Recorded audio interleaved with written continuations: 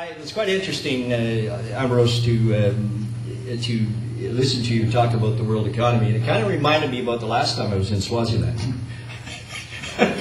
Because what happened was that I was invited to speak at a conference here at the Royal Swazi, okay?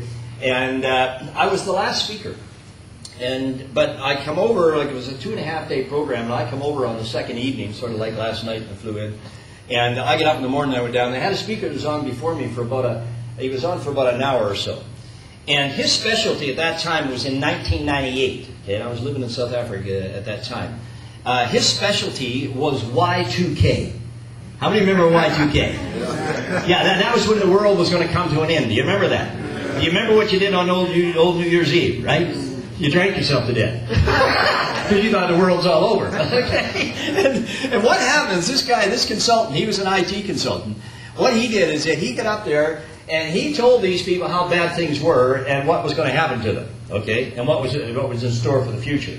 And he explained at that time that in Europe and in America, about 40% of the businesses and the governments at that time were compliant for Y2K. And then in Southern Africa, we were sitting around 15% within the governments and within the corporations. And he said, folks, he said, we're lining ourselves up for a disaster. And he scared the pants off the people. And what he did is, as he finished off, he says, I want you to imagine, he said, it's the first year of the year 2000, or first day of the year 2000. And he said, and you wake up an hour and a half late for work. And he said, the reason why, he said, and you're already uptight because you're late, he said, it's because that computerized alarm clock of yours was not compliant with Y2K. Okay? And he said, so you're uptight. He says, you go over, grab the telephone to call the office, and by gosh, he said, the entire telephone system's down for the same reason, because they weren't ready. He said, you go out and you take your coffee and you put it into the microwave oven and you hit the button, and it's got the same problem, it's not compliant. So you can't have your coffee. He says, and then you go out and he says, you go to get into your car. He said, and you go to start your car, and he said, your car, because it's electronic, it's got the same problem, and it won't start. He said, and lucky for you, he said, there's a guy across the street who has an old car that's 25 years old. And he said, would you like a lift downtown? And you say, I'd like a lift downtown. And on the way downtown, you say to the guy, I said, would you mind if stopping off at the ATM machine so I can get some money? And you walk up to the ATM machine and you put your card in, and nothing happens. You can't get any cash out because the entire banking system is down for the same reason.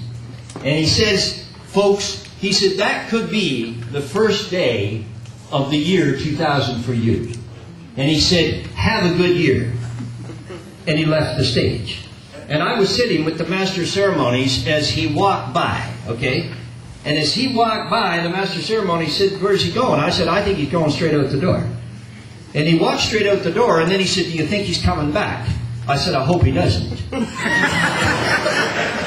Okay? And he didn't come back. And it was his grand exit, okay, to leave an impact with the people. So the Master of Ceremonies had to get up and deal with the situation, and he got up and he said, well, folks, he said, I'd like to say thanks to our previous speaker, even though he's not here.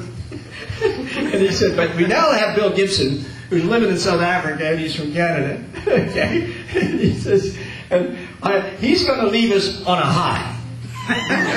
He's going to make us feel good. Yeah. Thank you very much. Yeah. Okay? Now, as I was walking up the aisle, I started to pray, you know, because I thought there's only one person who's got the answer to this, and it's not me. And all of a sudden an idea came to me, and I picked up the microphone and I said to those people, I looked at them, I said, folks, there always is another way of looking at things. Who would agree? I said, just imagine, it's the first day of the year 2000 and you wake up an hour and a half late for work because your computerized alarm clock is not compliant with Y2K. And instead of getting uptight, you think, you know, I've been working too hard lately. I think I'll just take the day off. And you go over to pick up the telephone to call the office, and the entire telephone system's down. Instead of getting uptight, you think, great, because I don't even like my boss. And I don't even have to talk to him today. And then you go out and you take your coffee and you put it into the microwave oven and you hit the button and nothing happens. And you think, just like everybody thinks, you know, I've been drinking far too much coffee lately. I think I'll have a nice healthy glass of juice. And you open the fridge and you take that glass of juice out, or if it's your day off, some of you might say, I'm going to start with a cold beer. And then you go out and you get in your car and your car won't start. Instead of getting uptight, you think, you know something, I've been eating a lot of food lately. I need a little exercise. And you go over to the garage and you open the garage and you take your mountain bike out that you haven't driven for 5 years, and you get on it and you start heading downtown, and it's a lovely Swazi day with the sun shining and the birds are singing, and you're thinking, wow, isn't it great to be alive in southern Africa? And you stop off at the ATM machine, and you take your card and you put it into the ATM machine, and no money comes out. And you realize that the entire banking system is all screwed up, and they've lost all the records. And you get in the middle of the street and you start dancing and you start singing. Because now you know you don't owe any more money.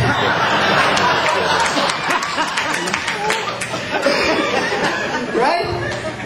So, look, I'm here to tell you there's another way of looking at things.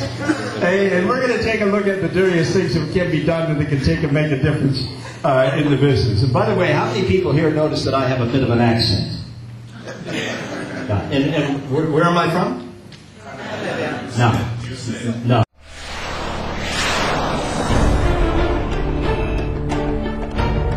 Top author, speaker and entrepreneur, Bill Gibson from Canada, established Knowledge Brokers International in 1996. The vision was the exclusive offering of world-class training systems and processes to the corporate market world. Through the immediate acceptance in the marketplace of Bill Gibson's sales development, sales management, and personal marketing systems combined with results-based and sustainability-producing templates, KBI has developed the reputation of being the provider of the most comprehensive sales and sales management development and implementation systems available in the